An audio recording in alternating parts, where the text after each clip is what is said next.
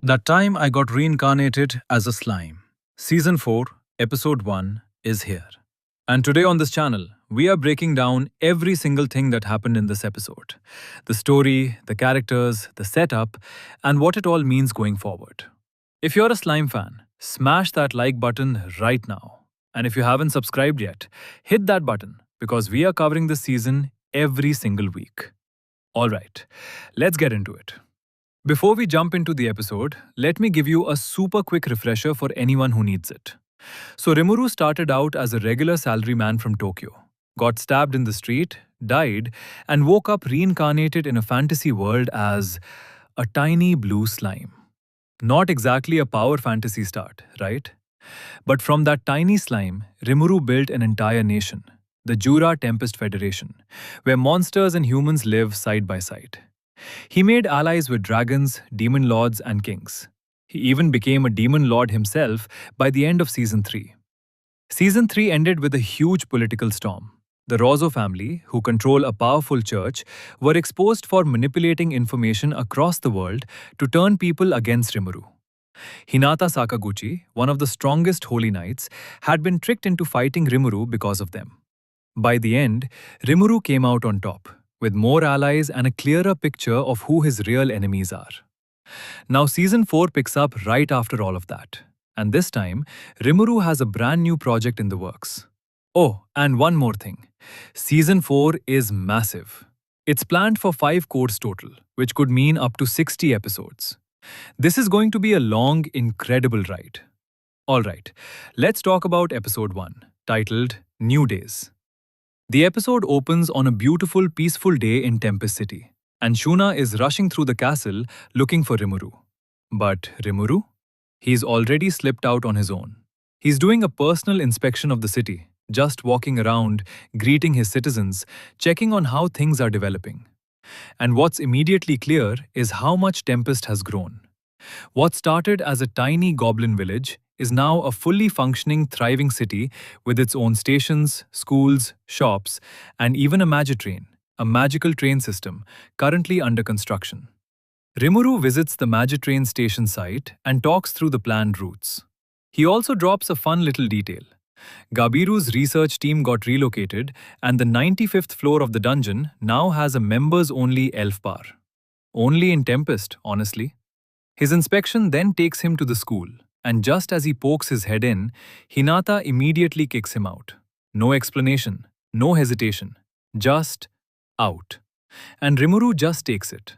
It's a genuinely funny moment, and it perfectly captures the lighter tone this episode is going for. When Rimuru finally makes it back to the castle, Shuna finds him, and she's made a special slime-themed pastry just for him. It's adorable. Rimuru's face is literally on a cake. But here's what gives the opening section real weight. Rimuru climbs to a high point, looks out over the city, and just reflects. He remembers where it all started. A goblin village, a handful of companions.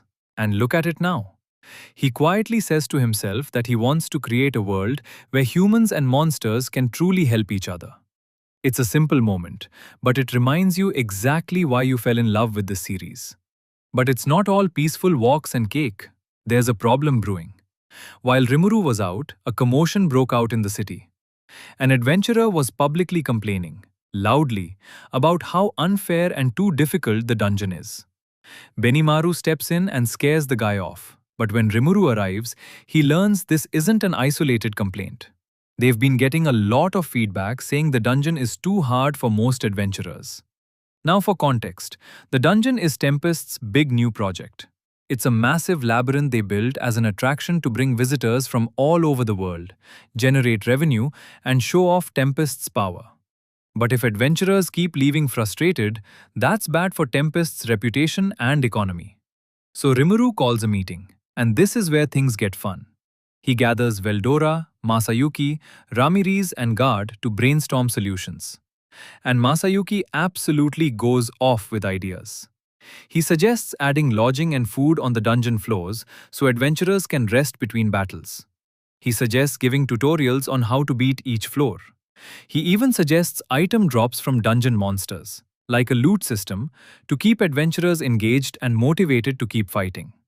These are genuinely great ideas, and everyone in the room loves them. Then comes the big incentive. It's announced that any adventurer who clears all 100 floors of the dungeon will win 100-star gold coins. That is a huge reward. And the reaction from adventurers across the land is immediate.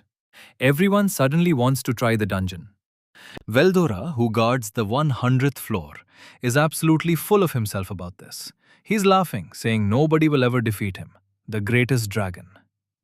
Rimuru and Guard just exchange a look like, yeah, they're definitely not getting those coins. Rimuru then asks Masayuki and his team, Team Lightspeed, to act as a walking advertisement for the dungeon. Show up, look strong, get people hyped. It's basically an influencer marketing campaign. In a fantasy world. Only Rimuru. Now the episode takes a darker turn, because not everything in Tempest's world is sunshine and slime pastries. We cut to the kingdom of Englacia, where Yuki is sitting in his office at the Free Guild, looking stressed. He's realized that Rimuru has started to suspect him, and Yuki, for those who need the refresher, is not a good guy. He's been secretly pulling strings behind the scenes, including manipulating the Holy See to send Hinata after Rimuru back in Season 3. His companions Laplace and Kagali are with him, and they're all discussing whether their plan has been compromised. Kagali thinks it has. Rimuru clearly has circumstantial evidence pointing toward Yuki. She suggests they drop the current plan entirely. But Yuki disagrees. He believes as long as they maintain the status quo and don't make any new moves, Rimuru won't be able to act on suspicion alone. He's playing it cool, but you can tell he's rattled. This is a crucial scene because it plants the seed of the season's central conflict. Yuki is dangerous precisely because he's smart and careful. He won't attack head-on. He'll scheme, manipulate, and wait for the perfect moment. And then we get our first proper look at the season's main villains, the Rosso family. Granbel Rosso, former hero and head of the Five Elders, and his granddaughter Maria Bel Rosso. These two are watching Tempest's growth with deep hatred. In their eyes, a demon lord building a monster-human alliance is a threat to human dominance. And they are committed to tearing Rimuru down. They haven't made a move yet, but they are watching. And that is terrifying. Back in Tempest, Diablo, Rimuru's incredibly powerful and loyal demon butler, reports that the elf bar's revenue has gone up significantly. Of course it has. Put an elf bar on a dungeon floor and people will absolutely spend money there. The episode closes the way it opened, with Rimuru standing over his city, watching it grow. The dungeon is live, the adventurers are flooding in, Team Lightspeed is out there promoting it, and Tempest is thriving. But the clouds on the horizon are real. Yuki is scheming. The Rosso family is watching. And the world is about to get a lot more complicated for our favorite slime. So that's episode 1 of Tensura Season 4. And honestly, as premieres go, this was exactly what the show needed. It's warm and character-driven in all the right ways. It reminds you of what Rimuru is fighting for. Not just power, but a genuine dream of coexistence.